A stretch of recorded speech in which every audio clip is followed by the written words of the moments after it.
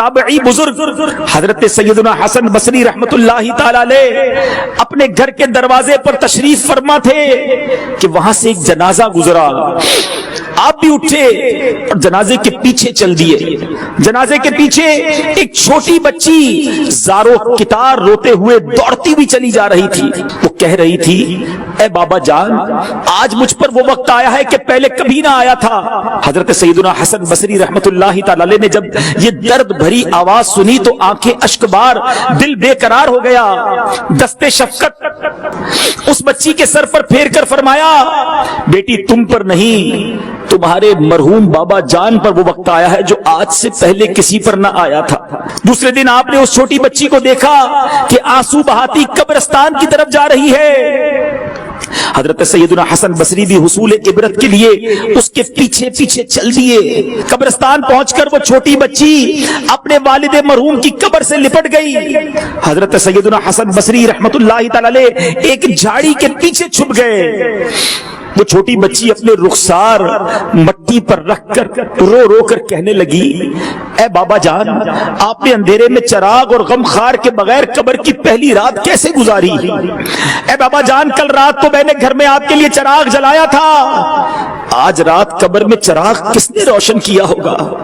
اے بابا جان کل رات گھر کے اندر میں نے آپ کو پانی پلایا تھا, آج رات قبر میں جب پیاس لگی ہوگی اور آپ نے پانی مانگا ہوگا تو پانی کون لایا ہوگا؟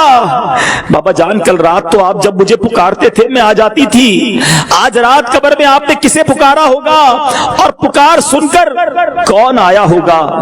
اس طرح کی وہ باتیں کرتی رہی.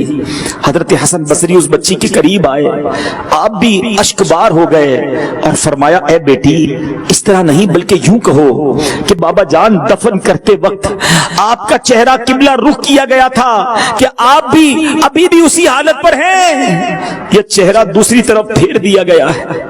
اے بابا جان آپ کو صاف ستھرا کفن پہنا کر دفنایا گیا تھا, کیا اب بھی وہ صاف ستھرا ہے؟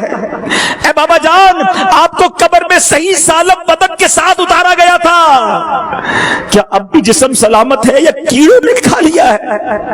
اے بابا جان علماء فرماتے ہیں کہ کسی میت کے کفن کو جنتی کفن سے اور کسی کے کفن کو جہنم کی آگ کے کفن سے بدل دیا جاتا ہے, تو آپ کے کفن کو جنتی کفن سے بدلا گیا یا آگ کے کفن سے بدلا گیا؟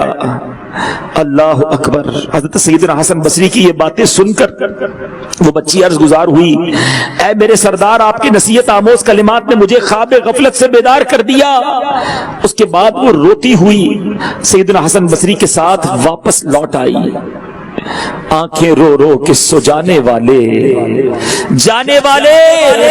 نہیں آنے والے, کوئی دن میں یہ سرا اوجڑ ہے. اے دنیا کو سب کچھ سمجھنے والوں یہ ہمارا آخری اور فائنل ٹھکانہ نہیں ہے, ہم مہمان ہیں یہاں پر. حدیث پاک کا مضمون ہے میرے آقا فرماتے دنیا میں ایسے رہو جیسے مسافر یا راہ چلتا رہتا ہے.